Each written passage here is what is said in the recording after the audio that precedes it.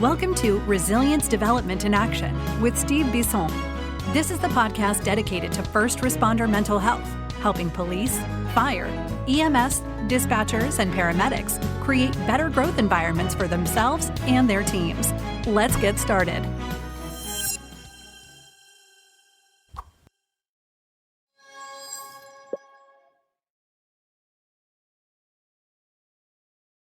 Well, welcome back to the second part of the episode. And hey, look, Brad and Kira are still here, and they're looking exactly the same. We didn't even do a costume change. It's amazing.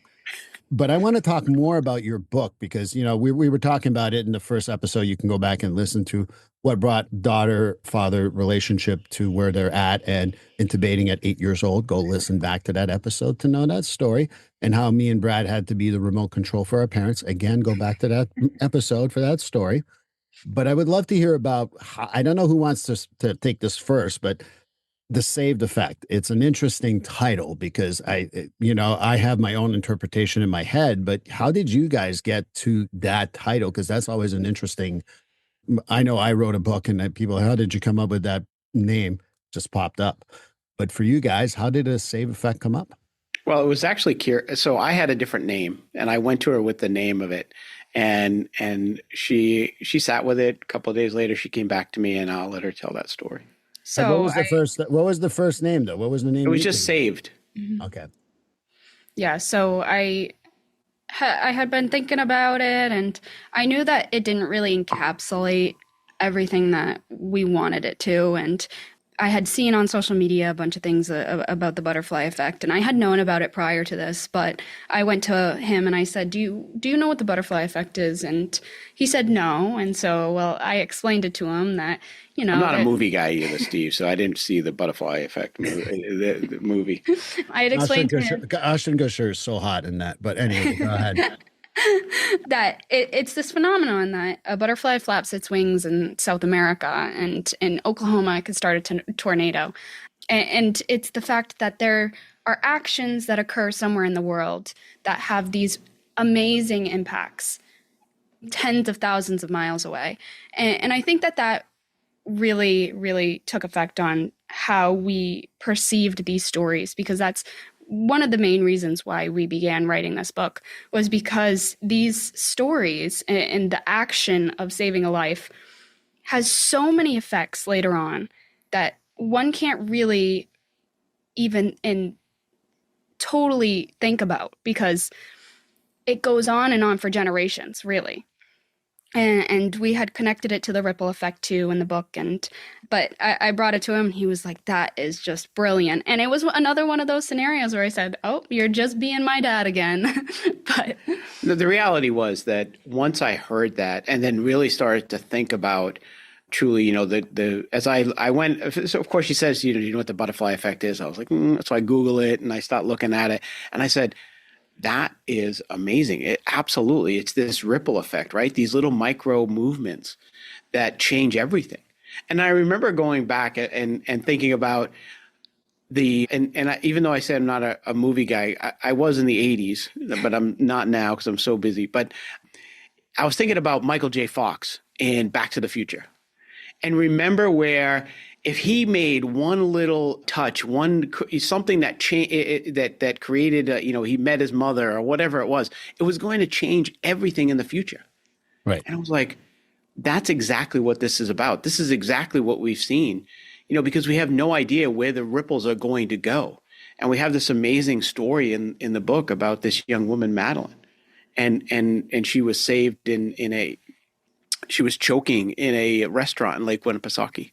And Kira wrote that story, and what she did afterward, and you want to tell the story? Yeah. So she was, as you know, Lake Winnipesaukee is one of the biggest lakes in New England. But one thing that most people don't know is that their EMS system or their fire department is volunteer, and it at least in some of the small towns. Yeah. So it can most take. Most of New Hampshire is like that for those who don't know from outside of here. But yeah, most of New Hampshire is volunteer. Go ahead. Sorry. Yeah. So it can take a while to get to somebody having a medical emergency. And so this young girl, she was 8 years old and she was at the table with her entire family. And one quote that has always stayed with me the most throughout writing this book is when she had a piece of steak lodged in her airway, she had stood up and she said that she looked around the table at the people who loved her most, and they had no idea what to do.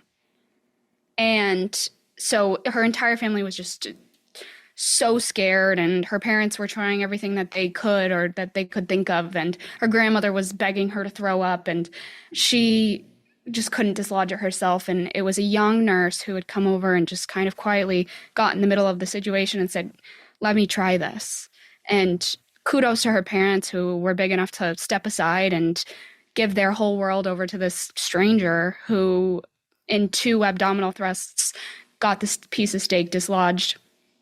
But she then turned around and come high school, she was trying to find her place in high school, and she really couldn't find a club that spoke to her. So she began an American Red Cross chapter in her high school, and then she went and she pitched it to a boardroom full of middle-aged professionals, and they had given her funding to start this course, and she received CPR equipment, mannequins, and she had gotten people that she could train to become instructors, and she had gone to her local restaurants and trained their staff on how to do the Heimlich maneuver and how to do CPR. Which is part of CPR, as you know, right? I mean, it's part of the CPR classes, airway obstruction. First aid CPR. You know, it's now commonplace, but it wasn't so common years ago.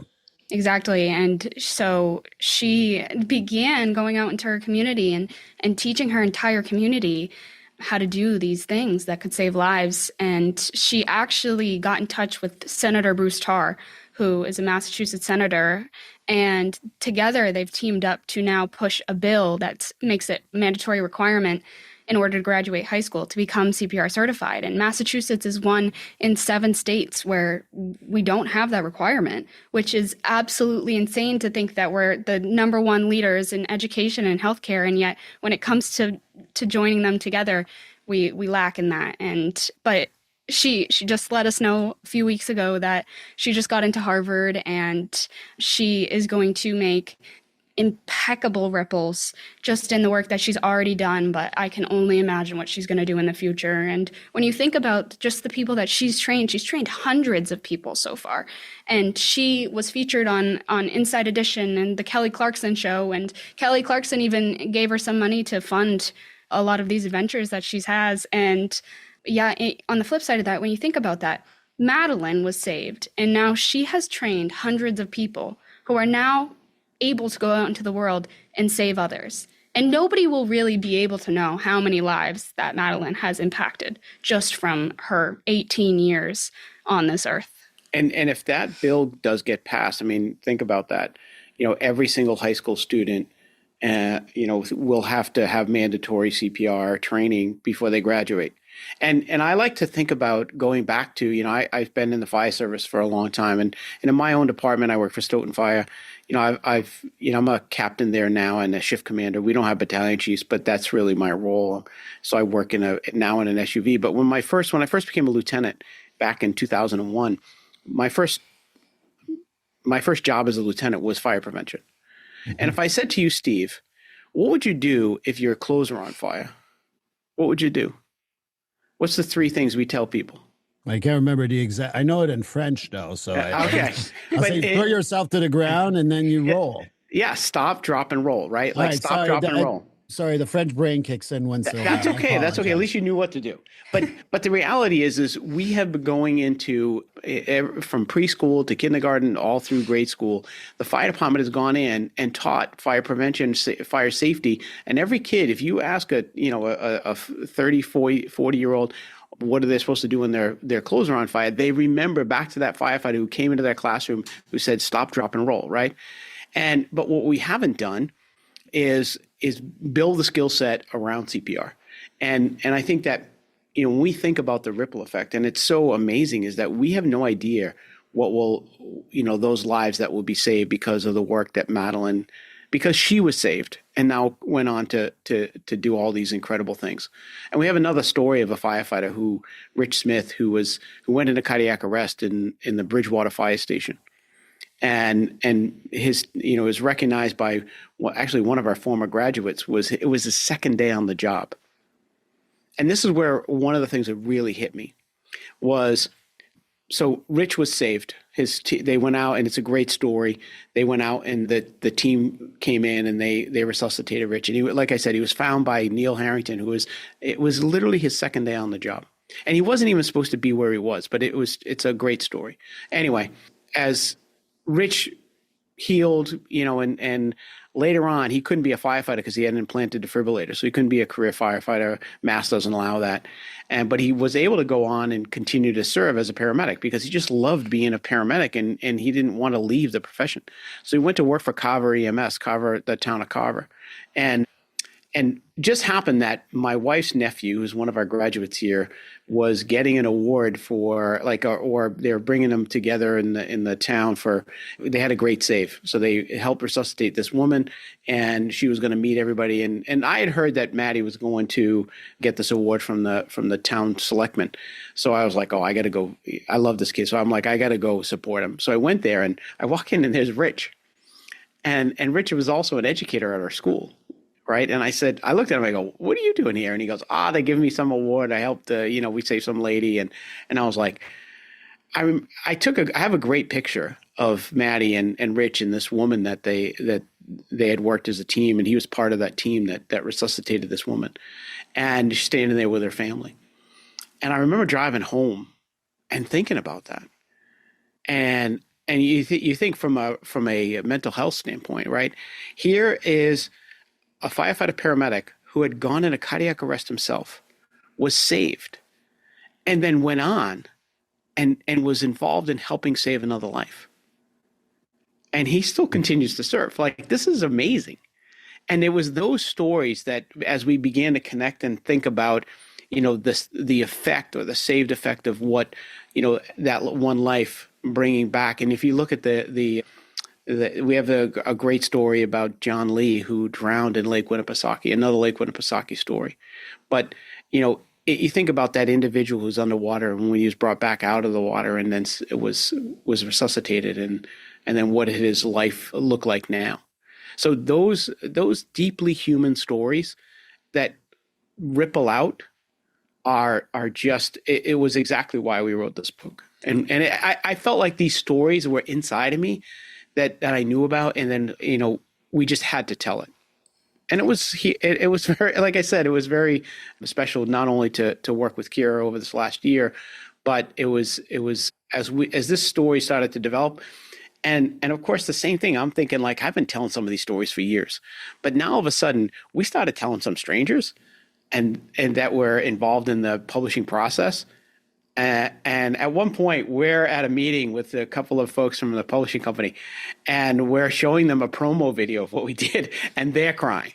And we're like, oh boy, we knew we had something special. Yeah. And I want to touch on those stories that you mentioned too, especially the Neil and Rich story, because you had asked about trauma, and both of those stories, the John Lee, where the boy who drowned in the lake, and the Neil and Rich, the one who saved his brother firefighter in the firehouse, both of them discuss, and we don't go into depth about it, but if you look for it, it is touched upon. They both discuss PTSD, and they're both in very different ways too.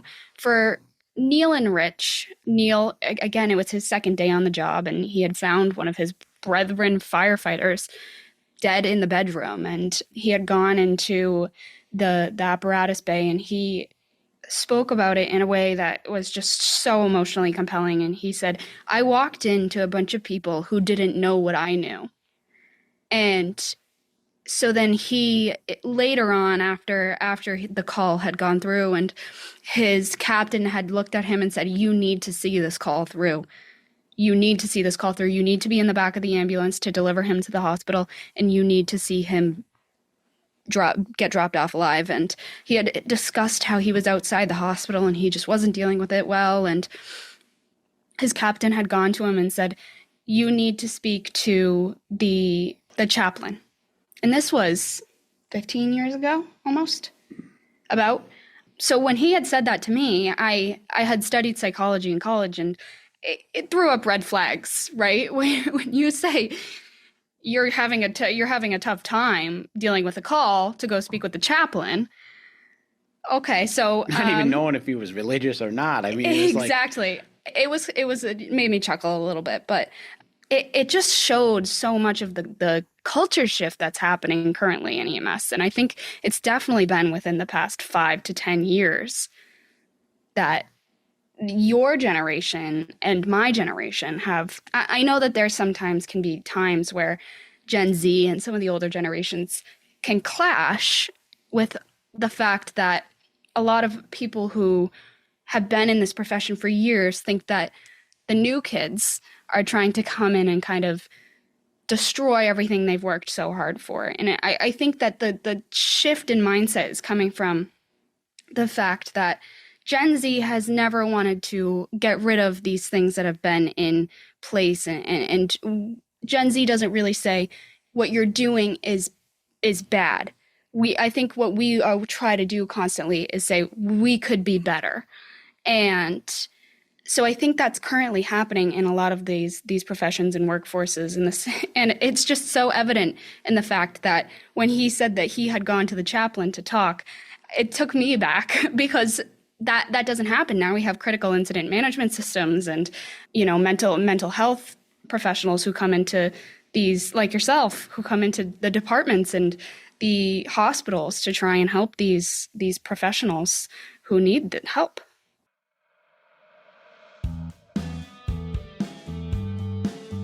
Just a quick break. Guys, I'm going to talk about a new product that I really like. I actually bought one of their hoodies. It was amazing, and I really enjoyed wearing it. This episode is going to be supported by Deemed Fit. Deemed Fit is a first responder-owned activewear and leisure brand. And one thing that I genuinely like about them is that they support different causes. I actually gave a few people I know who work with first responders or nonprofits their name to Deemed Fit, and I know they're talking to them. They do a lot of initiatives and collections that are based on mental health for first responders. And if you go there right now and you buy anything, including the mental health support stuff, use the code RDA15. That's right, RDA15 to get 15% off on any products that you get. Again, it's called RDA15. Go to deemedfit.com, DEEMEDFIT.com, and enjoy 15% off at checkout to save. Now, right back to the episode. You guys just talked a lot, and I have about 400 things to add. We should do just a series.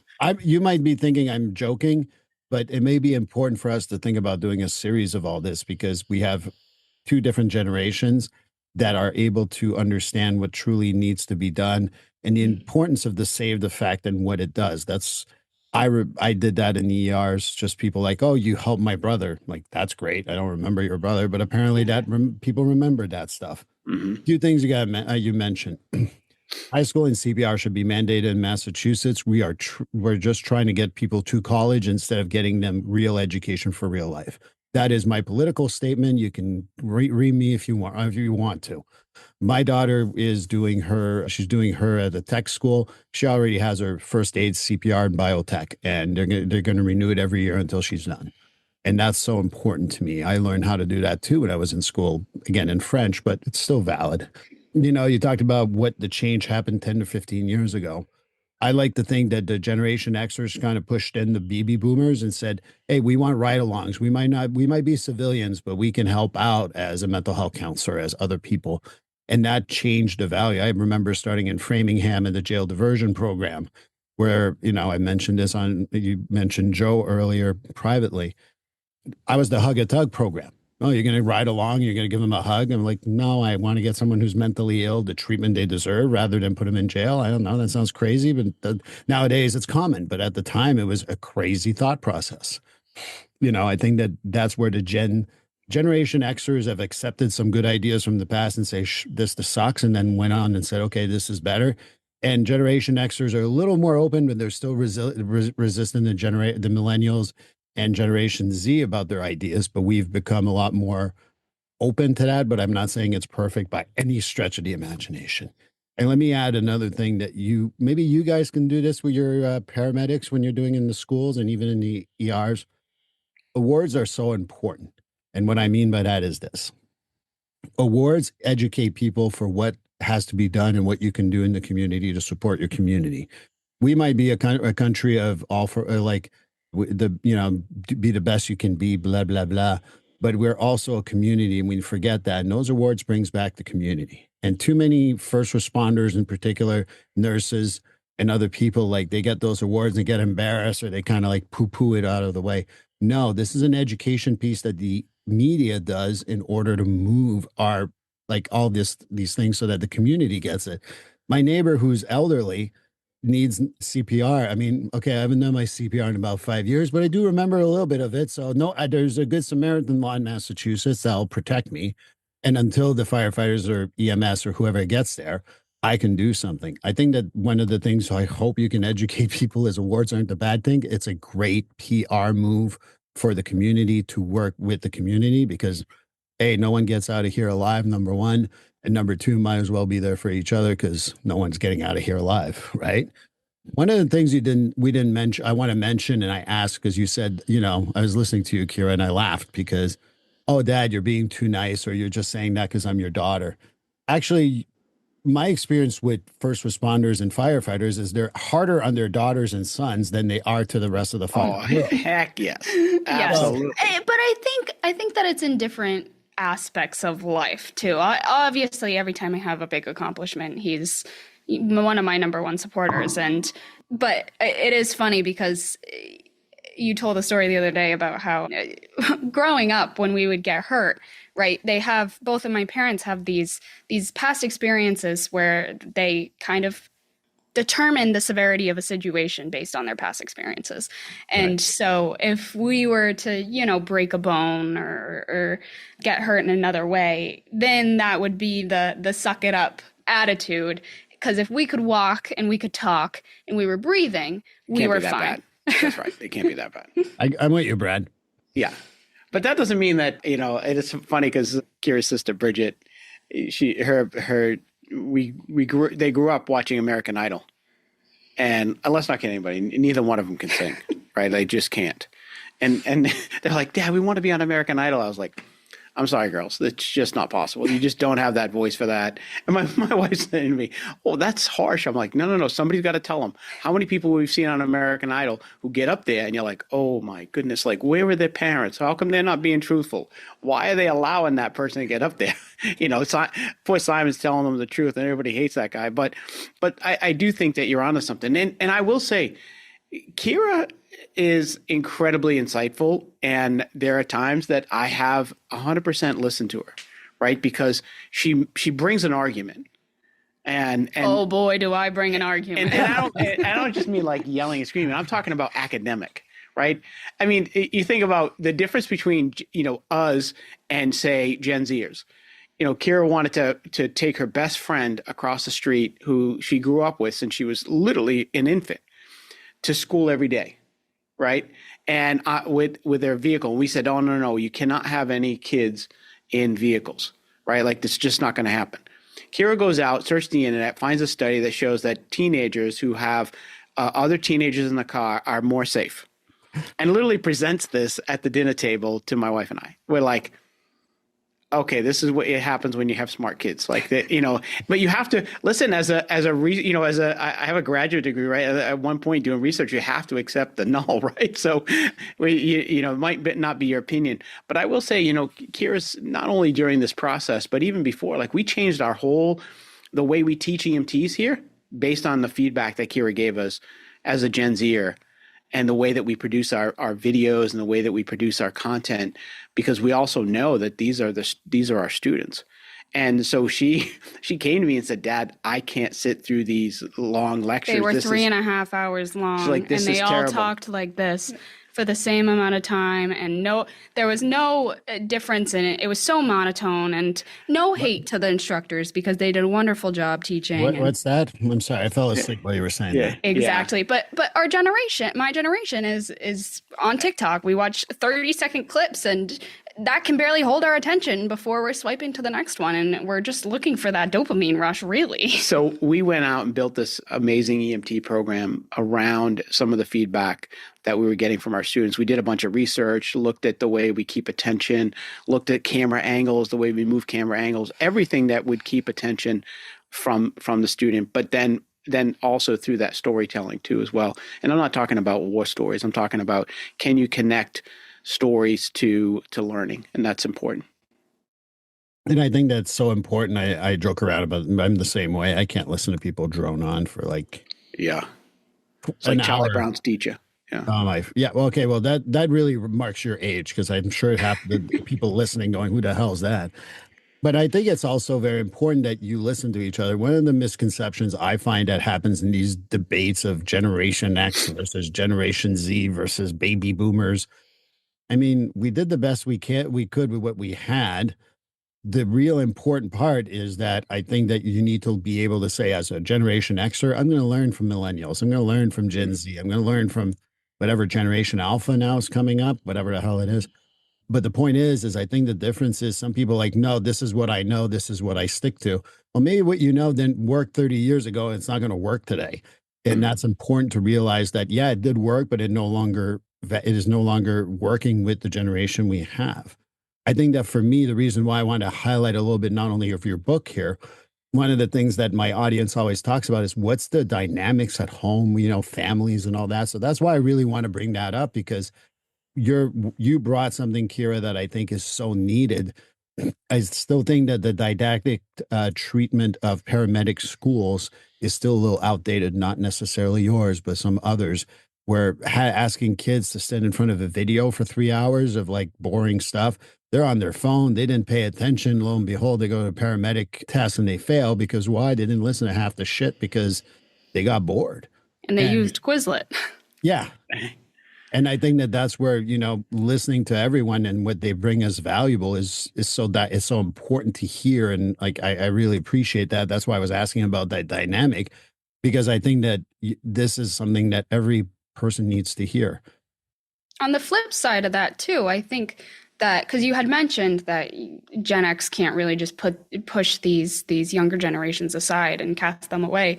I do think that there have been many times I have been wrong and my dad has been right, but I do think as Gen Zers too. It's recorded, Brad. Thank you. I appreciate that. Can we just get that clip? I'm going to play it over and over and over. You're good. I think that as Gen Zers, we can kind of just look at our parents or older generations in general and just say, okay, roll our eyes and cast you guys aside too. But you guys are the ones who have the experiences in life, and you can teach us so many things. So, well, when you think about the saved effect, I'm going to just jump in. Your dad's experience is valuable to you, but you got some of it that's no longer valid to you. That doesn't mean that's not all valid, just means some of it isn't. And for the same thing, hearing your younger generation as a Generation Xer, sometimes I listen to your stuff about that. I'm like, that's not valuable to me. But then I hear about how to learn, how to perceive things, how to work with people. I'm like, oh shit, these are good ideas. So I think it's not being one or the other. It's really being in between. And sorry to bring in therapy here and bringing a little bit of that middle ground process, but that middle ground process is so essential, because I remember that I was 20 and I knew everything. Now that I'm 50, I know what I know fits in a thimble in the size of this room now. And realizing that is helpful for us to hear other people versus saying, everything. Sure. The Dunning-Kruger effect, right? Exactly. Yeah. Or is it Socrates too? Was Socrates the one who knows nothing? Or I could be. I think that I'm wrong. One of the philosophers. Yeah, I'm one of the philosophers. We'll say Socrates. No one's going to check. No one's going to fact check us. Oh, wait a minute. Your generation will actually. That is true. Yeah, they will. But one comment I do want to make about today's generation is that we here at our school see the youth of America. And I'm incredibly proud of those men and women that are coming into our profession and willing to serve. Many of them, their future is bright, so our future is bright. They have this unquenched thirst for knowledge. They have a curiosity that forces them to go out and make their own research on whatever it is. One of the things we teach here is, what's the problem? Why is it happening? What can I do about it? Right? Like, so from the pathophysiological level, if they don't understand why it's happening, they can't understand the treatment modalities that they need to use. And then I always like to ask a question of like, when you push the plunger on that medication, what's going to happen? And it takes a level of curiosity and a level of commitment to education that I definitely see in our younger students. So I think we have a lot of promise ahead of us. And this generation, they get a bad rap. some individuals, we can't blanket them. There are some individuals who probably deserve it, right? But our generation too has individuals where we deserve some of that negative, connotations too. So I'm very, very hopeful, and I see that youth of America of today, and I love what I'm seeing. I had a question I wanted to ask, but I'm going to change it up because this is so pertinent. I'll ask both of you the same thing. So from your generation to, the other generation that's sitting at the table here, what's the one thing they need to hear from the other generation? They need to hear, not just like, they got to hear and understand, not just like perceive. What would a Generation Z person say to a Generation Xer that needs to learn, and vice versa? What does Generation X has to say to Gen Z that they have to learn? I think it's a great question, particularly in the first responder world, because it's become a us versus them mentality, and I'm done with that stuff. There's no us versus them. There's a unity, and we all, like, again, maybe I'm too dark, but we all end up at the same place, so might as well work together. But and anyway, it's dark in that place. Yeah. Yeah. So what would you think that Generation X has to learn maybe from a Generation Z, so to speak, Kira? I would say, and I don't want to blanket this to absolutely everybody. It's made to be a blanket statement that doesn't, if it doesn't touch you, it doesn't go for you. It's just we're just talking. Change is okay. Okay. It's a good statement. Mm-hmm. I think that there's going to be a lot of change coming up in a lot of aspects of all professions and all generations, and we have to be adaptable to the future, or else if we stay in the past, then no good will ever come from it. You live in the past, man. I'm sorry to quote something. Brad, what does Generation X have to teach Generation Z, or what does Generation Z need to hear from Generation X? Experience matters. And I think that the experiences that we have had in our generation, particularly around fire and EMS, is that my 40 years in fire and EMS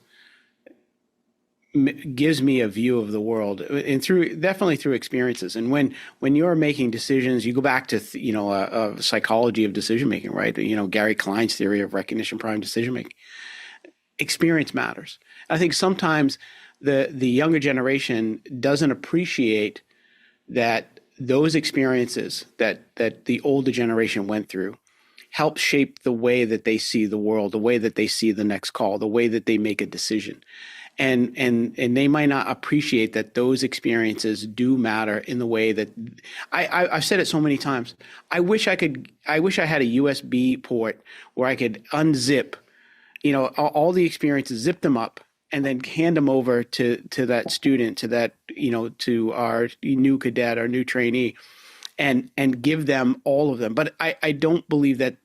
I think you have to have lived experiences, because in my mind, experiences are visceral, right? There's emotions that get tied to an experience, and that's what solidifies those experiences for you to help you make higher level cognitive decisions, maybe even in extremis in the future. So we got to be willing to learn and be willing to change.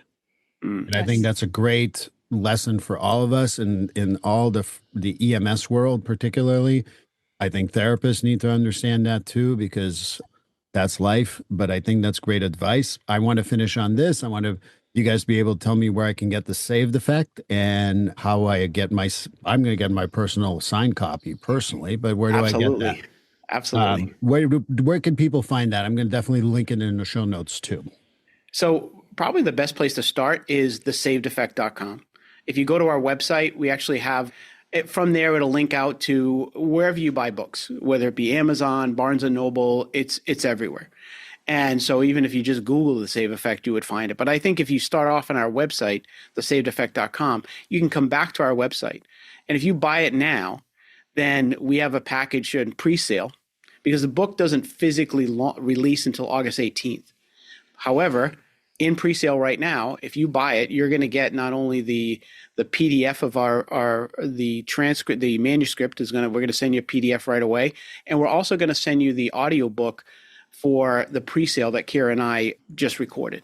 And that's not going to be the final audiobook that'll be for sale, because we are producing one, but something that Kira and I wanted to give to all of those folks that joined our mission in the very beginning here in a pre-launch before we get there. So if also you can follow us on the Save Effect in both on TikTok and Twitter, and not Twitter, TikTok, Instagram, YouTube, and then our personals are just our names, Kira Newberry and Brad Newberry on TikTok, Instagram, YouTube. And I'm going to link all that in the show notes for everyone to go see. I will be getting my own copy when it comes out. Absolutely. Now I'm super excited to hear the audiobook too, so I'm going to be doing that. But from the bottom of my heart, I know that you probably hear this a lot. You've probably done a few podcasts at this point. Please come back. I would love to hear more about your stories, because I think we don't need to treat different generation as a clash. And I think that you guys are great example, and that within families, we can still be supportive, yet challenge each other. I mean, within the first responder world, not just challenge each other or push each other away, which unfortunately happens more often than not. So I want to thank you for your time and your candor, and I hope you do come back soon. Thank you. Thank you so much for having us. This has been a great conversation. Really enjoyed this. Yes, we'll definitely have to come back, because we have way more to talk about. I can't wait to talk about a lot of different things. So I've got like a whole sheet here, but I want to thank everyone for listening, and I hope you come back for the next episode. Please like, subscribe, and follow this podcast on your favorite platform. A glowing review is always helpful. And as a reminder, this podcast is for informational, educational, and entertainment purposes only. If you're struggling with a mental health or substance abuse issue, please reach out to a professional counselor for consultation. If you are in a mental health crisis, call 988 for assistance. This number is available in the United States and Canada.